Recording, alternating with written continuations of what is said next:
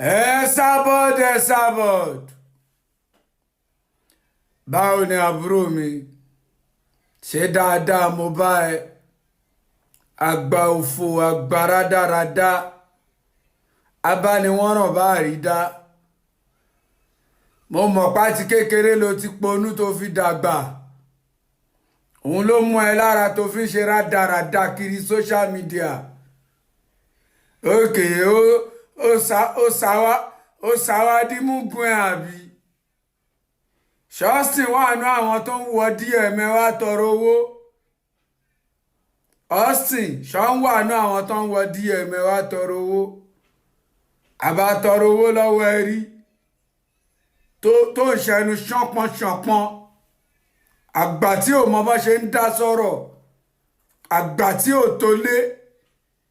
If you cannot beat them, wádẹ̀. Esabod àgbà òfò àgbà rádaràda àgbà wèrè àgbà olórí burúkú èmi kọ́ mo sọ arákùnrin òṣèré tí ẹ̀ ń wò lójú àwòrán yín yìí òun ló sọ̀rọ̀ yìí sí Esabod lórí ọ̀rọ̀ ìtẹ̀lẹ̀ Austin àti Kemity tí ó ń lọ ìdí náà ni arákùnrin yìí tún fi jáde fún ẹ̀yìn èèyàn wa ọkùnrin kágbọ̀n ẹ jẹ́ ká gbọ́ látẹnu rẹ̀.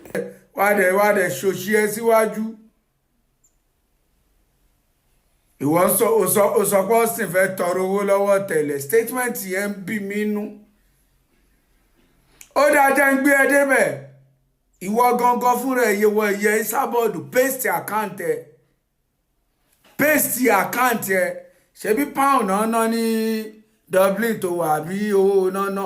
Owó tán bá ná paste account ẹ Austin fẹ́ fún ẹ lówó. Nígbà tẹ́yìn rò pọ̀ Austin lówó yẹn gan Austin ò lówó. Ìsìn lọ́sìn ṣe lówó. Ẹ̀yin tẹ́ da kan mọ̀ tẹ́ dìdìrín báyìí. Austin máa wá tọrọ owó lọ́wọ́ tẹ́lẹ̀. Agbára dáradá.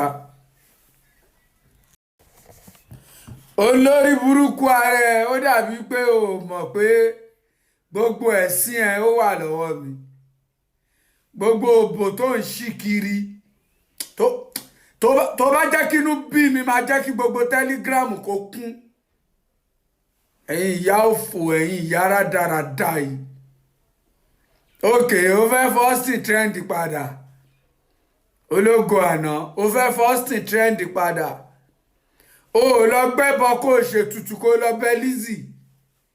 Tí Lizzy Anjorin tí ó bá dáríjì ẹ̀ bó ṣe máa bá kú nìyẹn. Torí pé wàá máa fi ẹnu wàá máa fi bá tọmọ ọlọ́mọ jẹ́ òde bímọ tiẹ̀ ìkànnì ẹ̀ lórí burúkú àgbàlagbà ó bímọ tiẹ̀ òde fẹ́ kọ́ ọmọ tiẹ̀ ṣe dáadáa òde ń fẹ́nu bá tọmọ ọlọ́mọ jẹ́ online. Tó bá fẹ́ ṣe blogger wàá kọ́kọ́ ṣe findings kó tó ṣe blogger ẹ̀ bọ̀ wá kan sọ̀rọ̀ pàtìkàlápà bẹ́ẹ̀nu ẹ ṣe rí náà ló ṣe máa ń sọ ìyá òfò.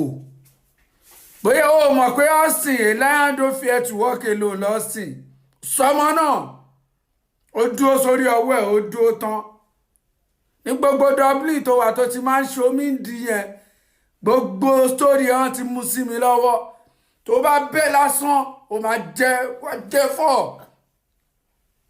Mo sọ fún yín nígbà tí mo fẹ́ bẹ̀rẹ̀ fídíò mo ní fẹ́ǹsì tó ga gan ni tó bá fo fẹ́ǹsì yẹn tán kó máa bọ́ sẹ́nu lion ni àwòrán anybody ń ṣe street tẹ́wà yìí Esabod ò ní wo fíìmù yẹn tán o gbọ́dọ̀ ṣe apology video gbogbo èpè tó ṣe Austin kó dá padà tó bá fẹ́ kó ré sórí àwọn ọmọ ẹ̀ lórí burúkú àgbàlagbà aláyé.